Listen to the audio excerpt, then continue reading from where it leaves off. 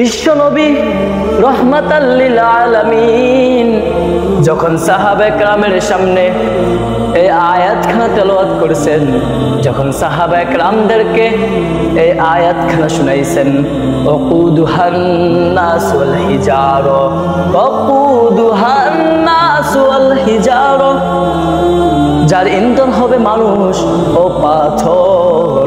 যখন এই আয়াতখানা সাহাবায়ে কেরামদেরকে রাসূল করিম সাল্লাল্লাহু আলাইহি সাল্লাম শুনাইছে, তখন হযরতে সাহাবায়ে কেরামদের মধ্যে ওই সময় হযরতে সালমান ফারসি রাদিয়াল্লাহু তাআলা আনহু ওই জায়গায় ছিল।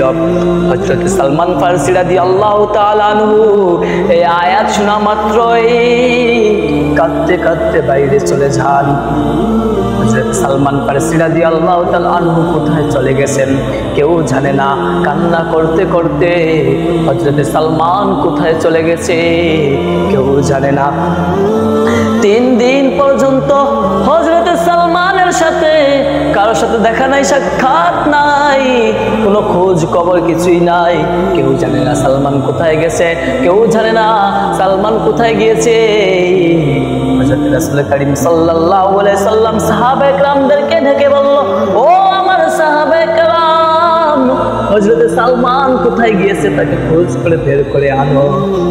সাহাবায়ে কেরামরা সালমানের খোঁজ হযরত সালমান ফারসি রাদিয়াল্লাহু তাআলা আনহুর খোঁজে বেরিয়ে পড়লেন। হযরত সাহাবায়ে কেরামরা যখন সালমান ফারসি রাদিয়াল্লাহু তাআলা আনহুর খোঁজে বেরিয়ে গেলেন, খুঁজতে খুঁজতে হযরত সালমানকে পাহাড়ের উপরে দেখলো। পাহাড়ের উপরে দেখছে হযরত সালমান ফারসি রাদিয়াল্লাহু তাআলা আনহু কান্না করতেছে, কান্না করে আর হাতের মধ্যে মাটি নিয়ে নিচের দিকে মারতেছে। হযরতে সালমান ফারসি রাদিয়াল্লাহু তাআলা আনহু কান্না করে আর হাতের মধ্যে মাটি নিয়ে নিচের দিকে মারতেছে আর মুখে বলে, হায় আল্লাহ, ওই দিন আমার কি দশা হবে। মুখে বলে, হায় আল্লাহ, ওই দিন আমার কি দশা হবে। হায় আগুন, যার মধ্যে পাথর ও মানুষ দ্বারা যে আগুনকে প্রজ্বলিত করা হবে, যে আগুনকে উত্তপ্ত করা হবে পাথর ও মানুষ দ্বারা। হায় আল্লাহ, ওই দিন আমার কি দশা হবে, যেই দিন পাথর ও মানুষ দিয়ে আগুনকে উত্তপ্ত করা হবে, ওই দিন না জানি আমার কি অবস্থা হবে। একজন সাহাবী হযরত সালমান ফারসি রাদিয়াল্লাহু তাআলা আনহুকে বলল, হে সালমান, আল্লাহর রাসূল আপনাকে ডেকেছেন। যখন সালমান ফারসি রাদিয়াল্লাহু তাআলা আনহু রাসূল সাল্লাল্লাহু আলাইহি সাল্লামের কাছে আসলো, রাসূল সাল্লাল্লাহু আলাইহি সাল্লাম বলল, হে সালমান, তোমার কি হয়েছে?